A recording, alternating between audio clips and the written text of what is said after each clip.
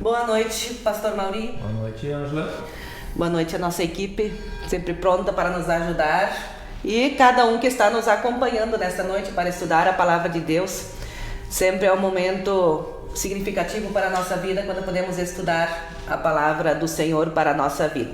E mesmo assim que ele seja feito online, nós aqui, cada um na sua casa, nós queremos animar a participação de todos, né, nesse nosso estudo. Então, diga de onde está nos acompanhando. Se tem alguma pergunta durante o estudo, pode escrever, né, também para nós no chat, para que nós possamos responder se for possível, né? Sim, senão fica para o mês que vem. Senão fica para o mês que vem. Também desejo a vocês de casa, igualmente a nossa equipe, também uma boa noite. E Deus se achega e nos acolhe com uma palavra que já nos acompanha do início dessa semana, né? Que é o texto de 2 Timóteo, capítulo 1, versículo 10. Jesus acabou com o poder da morte e, por meio do Evangelho, revelou a vida que dura para sempre. E esta vida, para nós, né, Ângela, é a esperança. Esperança que nos chama para manter a fé sempre em Jesus Cristo. Por isso também queremos convidar para, no início desse nosso estudo, cantarmos uma canção muito conhecida nossa, como um gesto de reconhecimento de que Jesus acabou com o poder da morte. Nós queremos cantar Te Agradeço. Isto aí.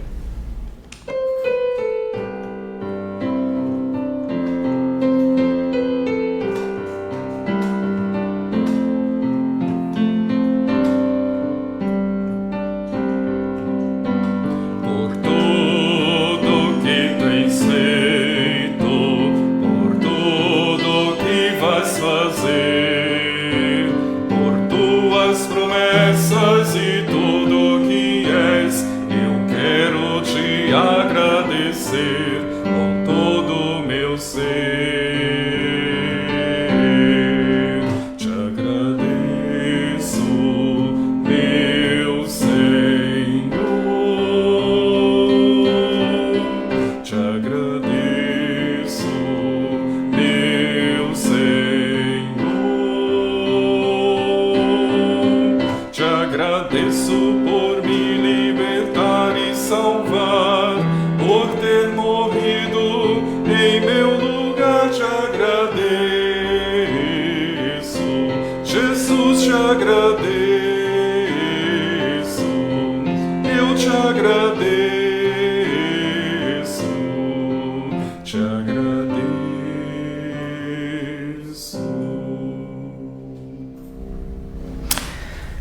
nosso texto para o estudo é Isaías, que era a pregação do último domingo, né, pastor Mauri? Isaías 58, versículos 9b a 14. Ficou comigo aqui a definição de fazer a leitura, né? Peço que vocês vão lá correndo achar a vossa Sagrada Escritura para acompanhar. Nós vamos ler da versão da Nova Tradução da Linguagem de hoje, com letra grande, para aqueles que já não estão mais assim como nasceram, enxergando direitinho, né? Leio então, do capítulo 58, verso 9, a parte B, até o finalzinho do 14. Pedirão a minha ajuda, e eu direi: estou aqui. Se acabarem com todo tipo de exploração, com todas as ameaças e xingamentos, se derem de comer aos famintos e socorrerem os necessitados, a luz da minha salvação brilhará, e a escuridão em que vocês vivem ficará igual à luz do meio-dia. Eu, o Senhor, sempre os guiarei, até mesmo no deserto. Eu lhes darei de comer e farei com que fiquem sãos e fortes. Vocês serão como um jardim bem regado, com uma fonte de onde não para de correr água. Em cima dos alicerces antigos, vocês construirão cidades que tinham sido arrasadas. Vocês serão conhecidos como o povo que levantou muralhas de novo, que construiu novamente casas que tinham caído. O Senhor Deus diz: obedeçam às leis a respeito do sábado. Não cuidem dos seus próprios negócios no dia que para mim é sagrado. Considerem o sábado como um dia de festa, o dia santo do Senhor, que deve ser respeitado. Guardem o sábado, descansando em vez de trabalhar. Não cuidem dos seus negócios, nem fiquem conversando à toa. Se me obedecerem, eu serei uma fonte de alegria para vocês e farei com que vençam todas as dificuldades. E vocês serão felizes na terra que eu dei ao seu antepassado Jacó. Eu, o Senhor, falei. Então essa é a palavra que Deus nos dispôs para essa noite, para a nossa reflexão. Temos algumas provocações para fazer, né? Temos, como sempre, né? Para as pessoas refletirem junto conosco. E tem dois temas, né, que são tratados especialmente no nosso texto. E aí a pergunta que nós lançamos, né, para quem está nos acompanhando é: vocês já jejuaram?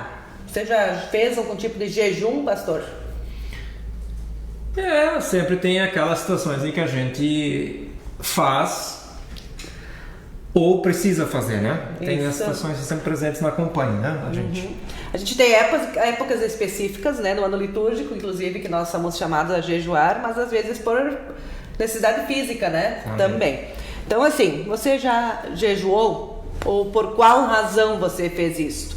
E como você guarda o dia de descanso? Que para nós, hoje, como pessoas cristãs, guardamos o domingo. Então, assim, como você tem guardado o dia de descanso, né? Então, esses são dois temas que aparecem em nosso texto e sobre os quais queremos estudar, refletir nesta noite. Então, compartilhe lá no chat de onde estuda essa palavra conosco e refletindo sobre estas duas perguntas. Quem sabe já acolhemos, né, pastor Maurinho? Vamos acolher algumas pessoas, sim. Já é nosso companheiro de estudo mensal, né? Professor Hartwig Meinhardt, lá de Sinimbu. Diz ele que está aguardando o momento de aprender e refletir ali da cidade de Sinimbu. Dá uma boa noite para nós também. Boa noite. Maria Luísa Miller diz que está assistindo.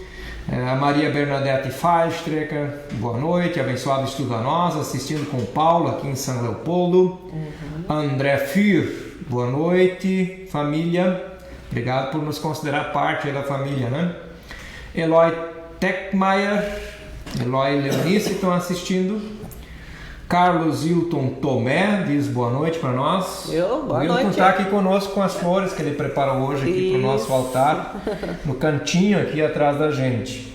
Também a Irmela Gatzmann Brand diz boa noite. Ana Júlia Schmidt, Boa noite, assistindo aqui, juntamente com o aluno do ensino informatório, aí registra Isaías, o Arthur Lucas Schmidt. Isso aí. Maria Delossi Didrich, te agradeço, Senhor, por mais essa oportunidade de participar de mais um estudo bíblico, um abençoado estudo.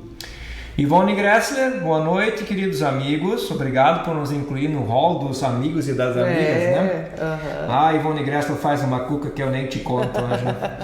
Luiz Carlos Bamberg diz boa noite para nós. Hernani Vitales também nos acolhe dando boa noite. Júlio César Alves, boa noite.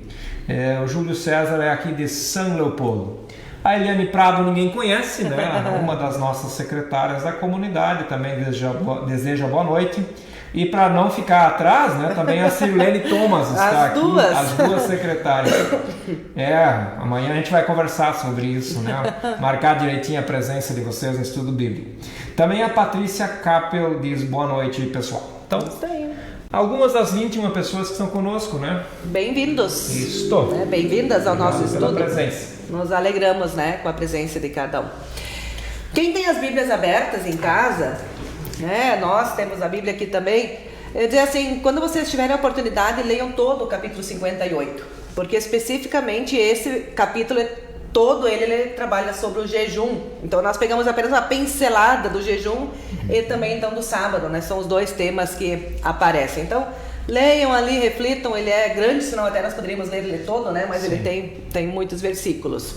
Então o capítulo 58 trata do jejum como um todo. Ele é a resposta do Senhor à pergunta do povo, repetida por ele lá no versículo 1. Quem sabe que tu lês para nós aqui, pastor Mauri, o que diz lá? No versículo 1, o Senhor Deus diz: grite com toda a força, sem parar. Grite alto, como se você fosse trombeta. Anuncie ao meu povo, os descendentes de Jacó, os seus pecados e as suas maldades. Isso, então anunciar para todas as pessoas, né? Ele começa dizendo assim. E lá no versículo 3, que é o seguinte, logo em seguida: por que nós jejuamos se tu não atentas para isso? Né? Por que jejuar se Deus não está vendo, né? Então o povo se lamenta, né? E parece assim estar se decepcionando com Deus.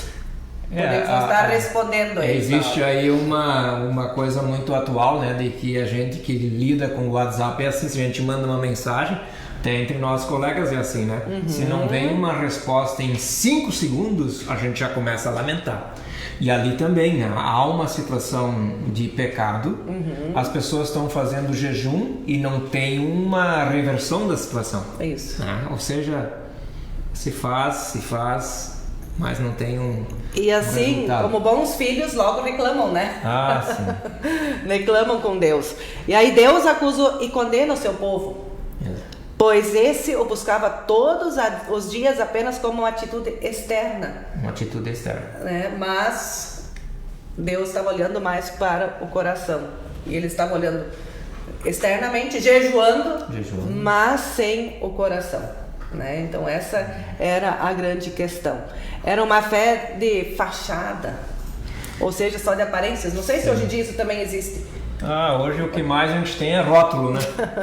Conteúdo, não se tem muita preocupação. Fachada, rótulo, tanto bonitinho a fachada, por dentro... O que é dito às vezes nem sempre. Os pomeranos na Rondônia diziam, tá tudo brocado, e os gaúchos na semana farroupilha diziam, por baixo cheio de trapo e nó. É isso aí. É isso aí. Então era uma fé desvinculada da prática da justiça. Então assim, jejuavam pensando em si, mas não tanto na questão da justiça que estava acontecendo com todas as pessoas, né? Então o Senhor apresenta o seu diagnóstico em relação ao jejum praticado. Ele estava sendo feito por causa dos próprios interesses, lá no versículo 3, né, para quem tem a Bíblia aberta. E por contendas e rixas entre as pessoas, no versículo 4. O que havia para expressar a tristeza, a penitência e a humilhação diante de Deus se tornou uma prática arrogante e individualista. Não era uma questão coletiva, né, onde todos estavam. A prática era feita para dizer eu estou fazendo e para se mostrar diante dos outros, Isso. né? E uma preocupação nenhuma com os outros, né? A preocupação apenas para resolver o meu problema, né? Isso aí. Então, por isso faz essa série de advertências, né? Por isso que Deus, olha, tem isso e tem isso, né, acontecendo. O Senhor não é contra o jejum, nem aboliu aqui a sua prática, né? Ele não é contra. Sim. Mas, pelo contrário, o jejum é ressignificado. Não como uma prática intimista e individualista, mas como prática da fé, né? A qual se manifesta na justiça da fé em favor das pessoas desfavorecidas, né? Então, de olhar para o próximo. Aquilo de que se abre mão no jejum deve ser partilhado com os que não têm para saciar a sua fome. Isso lá no versículo 7 ele vai estar trazendo, né?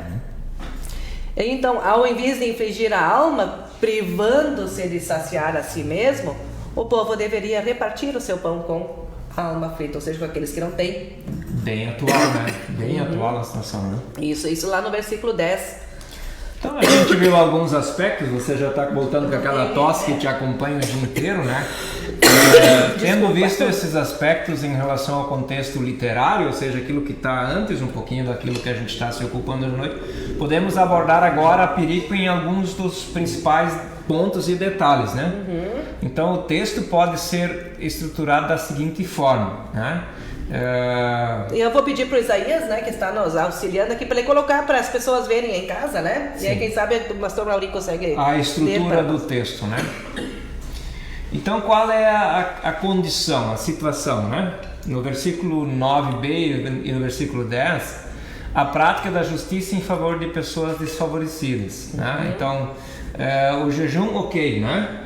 Mas ele não pode ser uma coisa só para mim e para os meus interesses. Ela tem que se repercutir na comunidade envolvente daquele grupo e, sobremaneira, precisa favorecer as pessoas desfavorecidas. Né? Isso. E aí, nos versículos seguintes, 11 e 12, né, vem a promessa. Então, primeiro vem uma condição e aí vem a promessa de Deus, né, do Senhor. Novo êxodo e reconstrução de Jerusalém. Então vai ter uma consequência, né? Essa condição. E aí vem a segunda condição. Qual que é, pastor? E aí a parte do versículo 13 ali, né? Que fala da observância do sábado, né? Que é assim se a gente for olhar no Antigo Testamento, né, da menção dos mandamentos, é aquele cujo qual se tem sempre uma descrição maior, né? E aqui também nós temos 2 versículos extensos que falam sobre a observância do sábado. E igualmente, quem observa o sábado também tem uma promessa, né? Isso, que é, né, no versículo 14, o descanso na terra prometida. Né? Então, enquanto nós vamos refletir agora sobre essas 2 condições e 2 promessas, nós queremos convidar o povo a nos acompanhar no canto e, enquanto isso, né, podem ir compartilhando conosco as suas impressões, né, do nosso texto.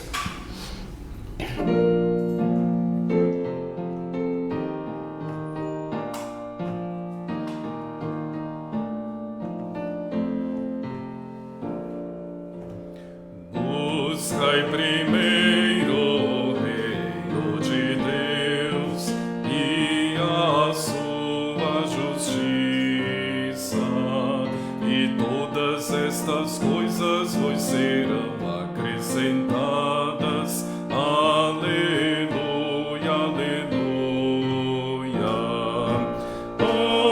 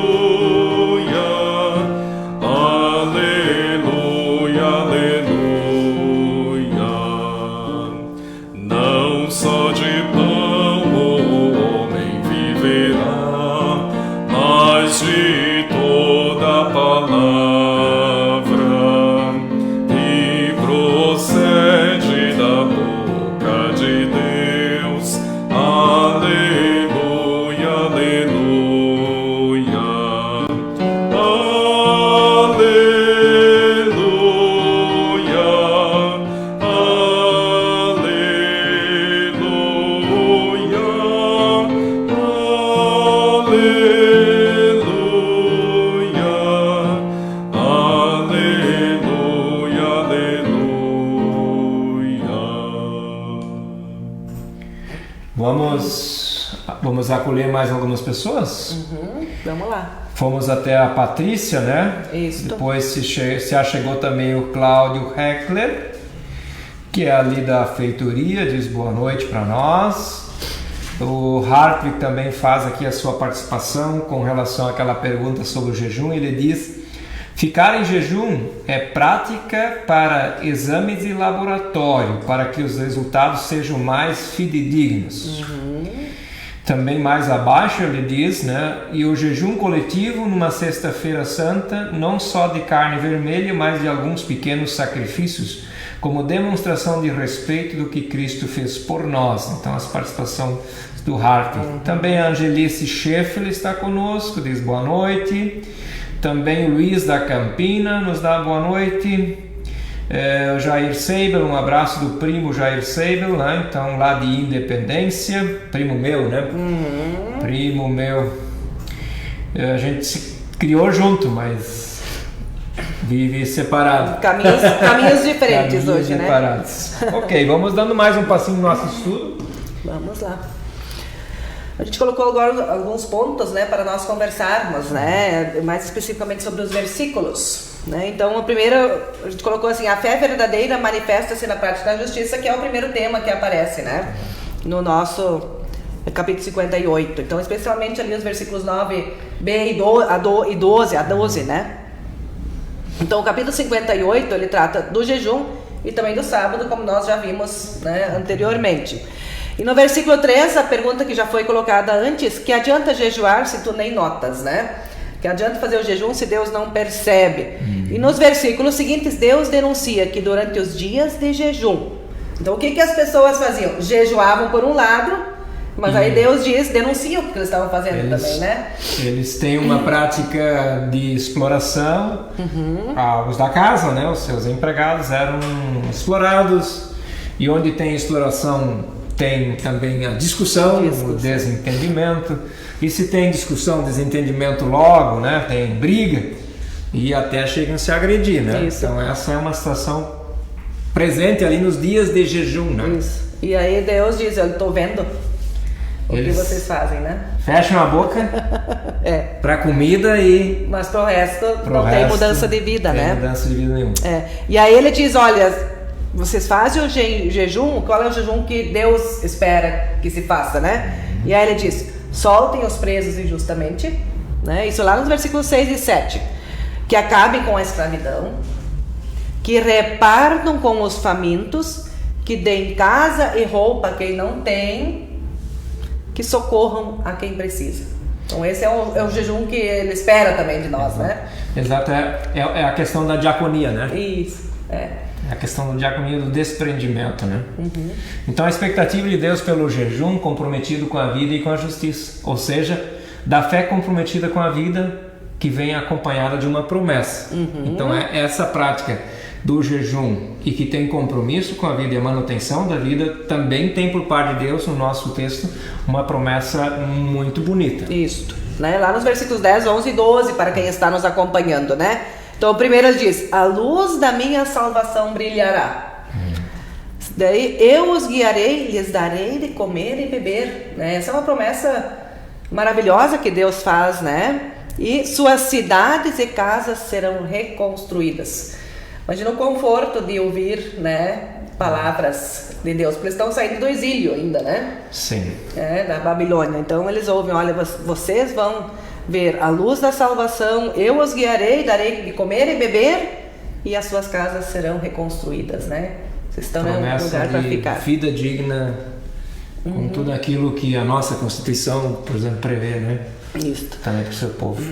E aí, nos versículos 11 e 12, a reconstrução de Jerusalém, né? Esse novo êxodo que vai levar eles novamente para o seu lugar de estar, de morar, né? Então, os versículos 11 e 12 são promessas que Deus faz ao povo, né? Ele diz: fortificará os ossos, ou seja, os fortalecerá para a caminhada, que não é fácil, né, para o povo.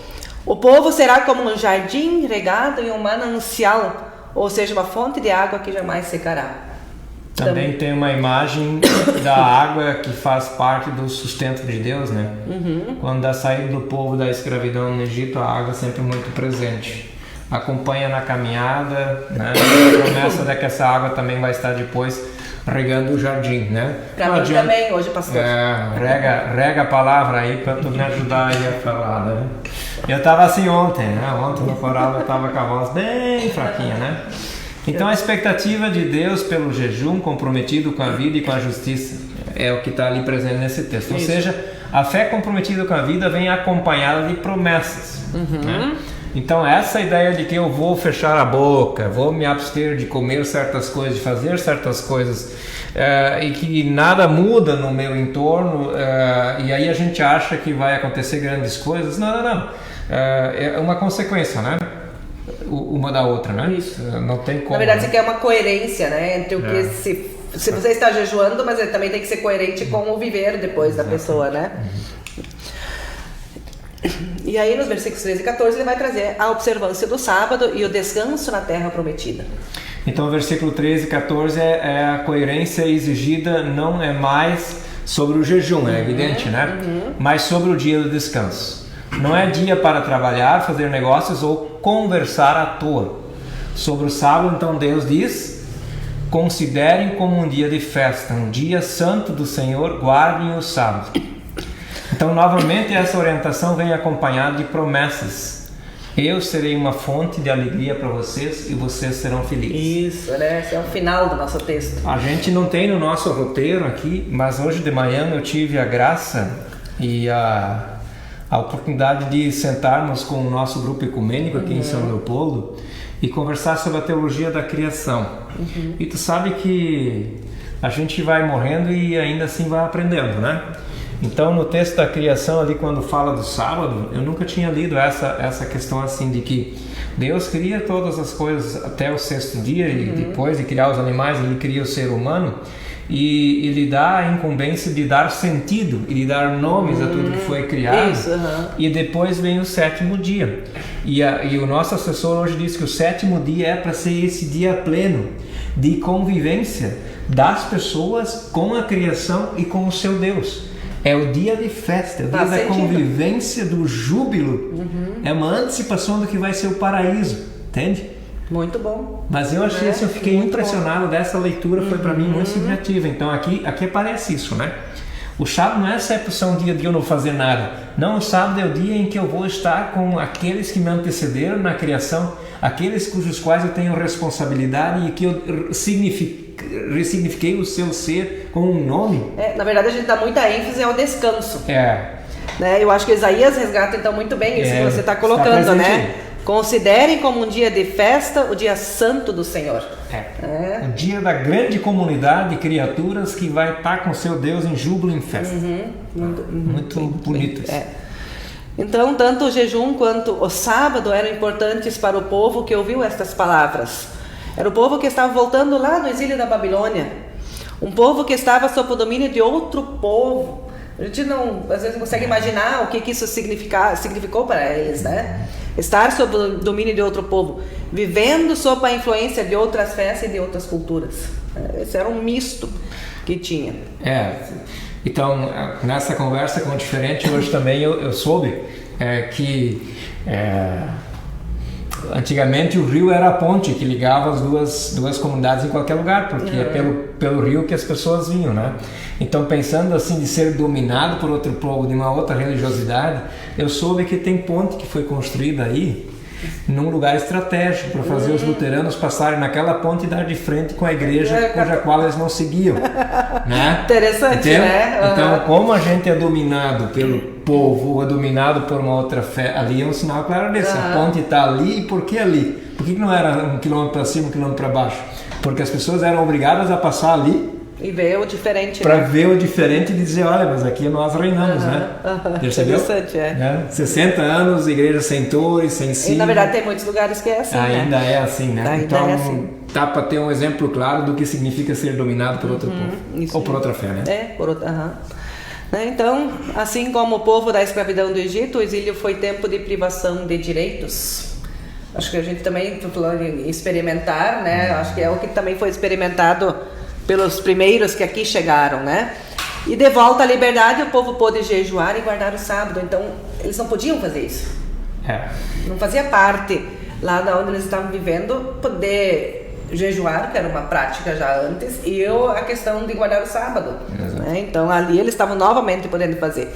E aí, o que se espera, o jejum comprometido com a vida e com a justiça social, né? Como nós vimos antes, e ele estava sendo vivido como um rito vazio, superficial. E o dia de sábado, dia de louvor e adoração, é vivido como um dia de negócios. Então essa era a questão que estava precisando ser tratada. A gente está tratada. mais ou menos assim hoje, né? Quando a gente pensa em dia de descanso, a gente faz tudo que não consegue fazer nos últimos 6 dias, né? E a gente não aproveita nem para passear com os seus, nem com o cachorro, e nem tira o tempo de olhar as abelhas e os pássaros que estão em polvorosa agora com a primavera. Essa figura hoje me marcou muito, né? Que o sábado não é um dia de ficar com as pernas para cima, né? E também não é um dia em que nós jubilamos, então, né? Muitas vezes. Que é o que ele está trazendo para nós, né?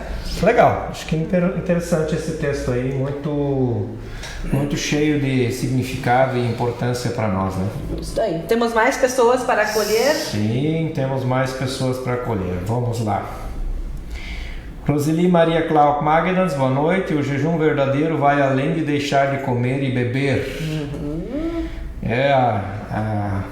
Na semana aí, na quaresma, a gente sempre tem a questão do jejum na área da diaconia, ou seja, se eu deixo de fazer algo e aquilo que eu economizo com aquilo, ou que eu eu ganho com aquele ritual de jejuar. A nossa igreja por muito tempo, né? A igreja na Alemanha também um dia sem, né? Sim. Um dia sem um refrigerante, por exemplo, um dia sem carne vermelha, e que esse valor eu vá doar. Né? Que é o que o texto está dizendo, né? Então isso a Roseli está aqui muito bom. Se referindo. Frida Maria Celli assistindo. Sinira Steinmetz. Sinira é do coral, tua parente, Isaías. Boa noite, pastor Mauri e pastor Ângelo. Também boa noite mais extensivo, né? Para ti, pastor Isaías. Zenida Silva, boa noite. Zenida lá de Sinimbu, né? E o meu cunhado aqui, o Márcio Rômulo, também deseja boa noite para nós. O Márcio deve estar lá na Postraíra, né? Osso, traíra, terinha. Tudo bem? É isso aí. Isso aí. Então, enquanto nós vamos refletir, mais pessoas podem também comentar conosco ali e vamos cantar. Se nós estamos falando em mudança, né? Em jejum, mas um jejum comprometido, vamos cantar Vaso Novo. Nós queremos ser. Vamos cantar com Jonatas. Isso.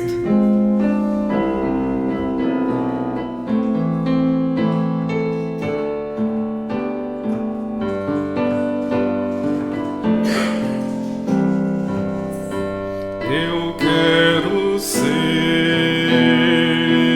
Senhor amado, como um vaso nas mãos do oleiro. Quebra minha vida e faz-a de novo. Eu quero ser.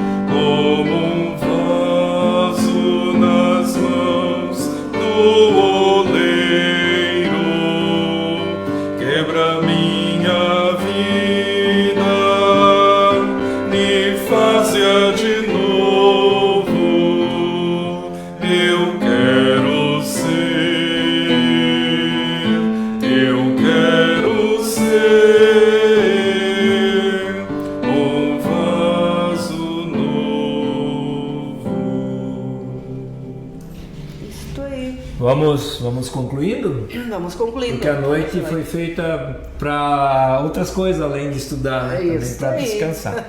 A palavra de Deus é sempre importante. Sempre importante, ela é viva, é atual, né? Ela convida o povo a viver a sua fé, que é o que nós estamos também fazendo nesta noite, com autenticidade e coerência, Bah. né? Fazendo do jejum e do dia de descanso, de fato, práticas de amor ao próximo e a Deus. Porque não tem sentido a gente fazer qualquer coisa que seja se não é por amor a Deus e ao nosso semelhante. Isso. As duas coisas precisam estar juntas, não é só amor a Deus, é amor a Deus e ao semelhante. Né? Então isso não pode, e aí estamos falando de coerência, estamos falando de autenticidade. Isso. Né? Um cristão autêntico sem amor é como palha. Não dá para fazer. Não dá pra fazer assim, faço o que eu digo, mas não faço o que eu faço, né? Exatamente. Tem que ter a coerência entre as duas coisas, né? Então, ao mesmo tempo, a palavra dita por meio de Isaías é importante porque devolve ao povo a esperança das promessas de Deus, né? Para quem estava sem esperança, ela vem novamente. Salvação, direção, né? Ele vai guiar na caminhada, comida, bebida, cidade, lar, né? Então, ter ali o seu espaço. E aí, principalmente, né, o que nós falamos há pouco, alegria e felicidade, ou seja, lá no versículo 14, né, esse júbilo. Eu serei uma fonte de alegria para vocês e vocês serão felizes. Muito bem. E nós, querido irmão e irmã, que vivemos na era do individualismo, da logomarca, né? Da casca e sem conteúdo, né? Como nós lidamos com essas questões, né? Isso aí. Como a gente lida com a questão do pão, com a questão do descanso, com a questão do exagero na comida em nosso dia a dia. É a pergunta que a gente deixa para a gente ir matutando, refletindo, né? Isso aí. Ele quer que a gente se importe com quem está próximo de nós, né? Para Deus, jejuar com a geladeira cheia não tem o mesmo valor que compartilhar o que tem nela com quem está com o armário e com a barriga vazia. É o que a gente já disse antes, né? Se eu vou deixar de comer o que tem na geladeira, eu não posso esquecer que aquilo tem prazo de validade. Vai estragar, né? Então vai jejuar para deixar estragar? Então jejua sim, mas partilha aquilo que está na geladeira, tem prazo de validade, senão o leite vai coalhar, né? E aí vai ter que fazer o queijo coalho, né? E aí eu penso assim, é difícil nós hoje pensarmos num jejum, né? Como uma prática de fé, quando nós lembramos hoje, por exemplo, lá em Gaza, né, que está um caos lá, e de outros lugares do mundo em que o alimento não chega às pessoas e estão morrendo de fome. Então acho que faz parte da nossa reflexão esse assim, jejuar, mas ajudar também a quem precisa, né? E a vivência da fé, ela não pode se limitar a uma relação bilateral entre nós e Deus. Eu e ele. Mas ela tem que ser um triângulo, né? Que vai olhar para Deus, vai olhar para o próximo e vai voltar para mim. Mas assim, sempre vai ser esse tripé, vamos dizer assim, nessas três coisas, né? Então, não uma relação única nossa, mas ela deve fazer de nós um canal por meio do qual as bênçãos de Deus, que são derramadas sobre nós, cheguem também a quem precisa. Nós somos uma ponte, estava falando de ponte antes, né? Nós somos uma ponte para o nosso próximo. E pensando no Lutero, ele ensina o seguinte sobre fé e amor. O que ele vai dizer para nós? A fé recebe, o amor dá. Pela fé recebemos as bênçãos de Deus e pelo amor as compartilhamos, ainda que na condição de pessoas pecadoras, que vão falhar ao fazer isso. Sempre, né? De novo. Por fim, ele vai ressaltar que as promessas dirigidas ao povo de Israel são também para nós. Afinal, nós os entendemos como sendo na sucessão desse povo de Deus. Em Deus há salvação, em Deus há direção e luz, em Deus há vida em abundância, ou seja, o pão de cada dia. Que não é só pão, mas é justiça, é lar, né? E se não tem justiça, não vai ter pão para todos. Se não tem justiça, não vai ter casa para todos. E aí as coisas estão conectadas, né? Então, por isso, vamos viver de forma autêntica e de acordo com a vontade de Deus, né, no nosso dia a dia, na nossa vida. Vamos tirar a razão daquele diz, né, que não vai estar ajudando aos próximos, mas nós como comunidade vamos sim olhar para quem precisa. E vamos ouvir também essa palavra tão bonita, né? Do profeta Isaías: eu serei uma fonte de alegria para vocês. Né? E que nós possamos em Deus ter esta fonte de alegria, mas partilhar ela também com as outras pessoas. Isso um pouco, né, é o nossa contribuição hoje com relação a esse texto. Sempre poderíamos estender, sim, aprofundar, mas a palavra de Deus é viva, inesgotável, e a nossa ideia hoje não é esgotar o conteúdo, muito menos a reflexão, ajudar a gente nessa amplitude e profundidade do texto bíblico para a nossa realidade. Afinal de contas, a vida segue e nós temos... E o desafio é que eles continuem lendo ali esse texto, refletindo durante essa semana ainda, né? Sim. Isso aí. E nós vamos continuar também mês que vem. Quando vai ser o nosso próximo encontro? Então, dia 16 de outubro, né? A terceira quinta-feira. 16 de outubro. Em princípio, né, Pastor Mauri, eu não vou estar. Você não vai estar? Vou estar na convenção dos ministros e das ministras. Ah, diz o alemão. Viu? Já é bom avisar hoje, né? Pois é, tu vai estar? Então é com nós dois, tu vai ter que correr daqui para lá e lá para cá. Senão eu convido, a gente poderia eventualmente convidar um colega também, né? Né? Temos tantas pessoas queridas e que já serviram a Deus, sim, tanto aqui, né? E estão atualmente membros da comunidade e aqui gozando da sua aposentadoria, né? Isso mesmo aí. que o ministro, a ministra não se aposenta, a gente continua pastor e pastora para sempre, né? Para sempre, né? Então, o próximo encontro está agendado. E vamos ter mais um profeta pela frente. Se vocês já quiserem fazer o estudo para mim e mandar, eu vou ter que preparar para o mês que vem, né? Isaías saudades, mas é verdade, né? Quem sabe alguém tem cheio de ideia aí em casa, manda aí. O Amós vai ser o nosso próximo. Isso. Profeta a ser estudado, capítulo 8, versículo 4 a 7. Pelo menos é curto o texto. Também é curtinho, né? Já me ajuda, bem curtinho. Né? Vamos acolher mais algumas manifestações. Laudete Nelson Wegner, também é lá de Sinimbu. Diz boa noite para nós. O Hartwig também ainda comenta: aumentou a importância do dia do descanso, o comprometimento em contemplar e cuidar do que o Criador deixou para nós, com amor, ajudar ao próximo, lições para compartilhar grato. Tenham um bom descanso. Todos foram responsáveis pelo estudo, todos que foram responsáveis pelo estudo de Isaías. Isso aí. De fato, né, Hartwig? Então essa é a novidade, né? O sábado não é o dia de fazer qualquer coisa, é o dia da gente dar descanso para a turma que está no entorno e fazer uma grande festa com todas as criaturas na presença de Deus, né? Então, é um significado bem bonito. Bem bonito.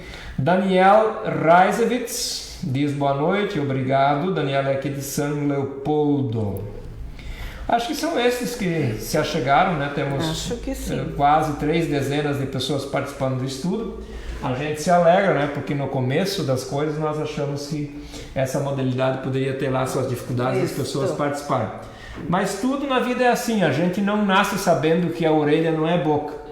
Né? Aos poucos a gente tem que saber o que é a orelha, o que é a boca, ou seja, é na prática e na recorrência das coisas é que nós vamos aprender também a lidar com as novas tecnologias. E nós precisamos necessariamente nos apropriar, porque parece que não tem volta. Não né? tem então, volta. Dentro dessa caminhada, também sabemos aproveitar esses meios que nós temos à nossa disposição. Isso aí. Vamos caminhar para as últimas citações, pastor? Vamos adiante. Aí. Nós vamos convidar cada uma para a oração final, e vai ser a oração do cuidado, talvez conhecida de muitas de vocês. Nós vamos pedir para o pastor Isaías projetar para nós, e nós queremos convidar que todos façam em conjunto com a gente, né, pastor Mauri?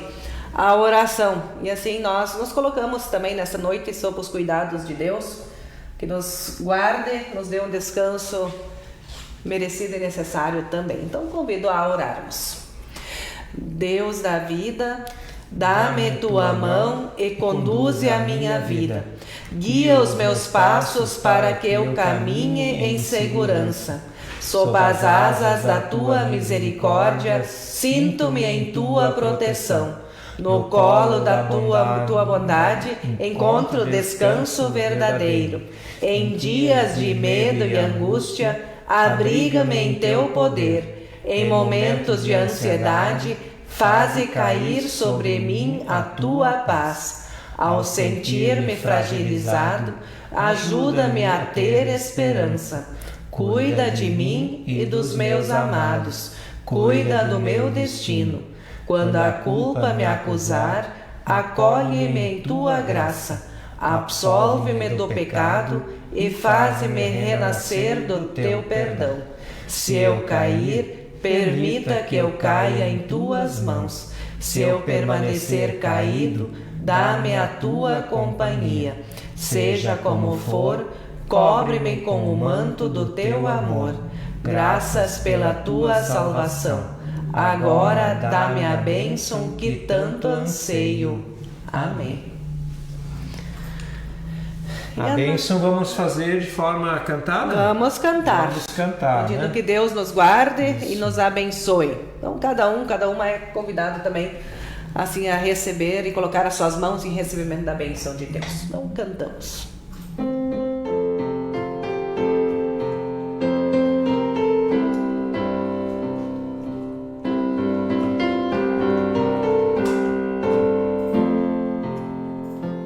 Abençoe-vos, ó Deus Todo-Poderoso, Pai, Filho e Espírito Santo.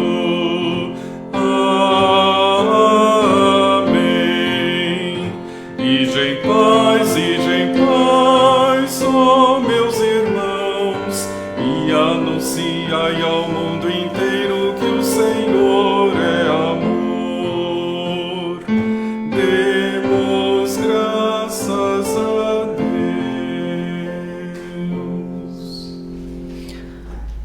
Muito bem, mas desejamos a todos uma boa noite sob a bênção de Deus. Muito obrigado pela companhia de vocês aqui no nosso estúdio improvisado.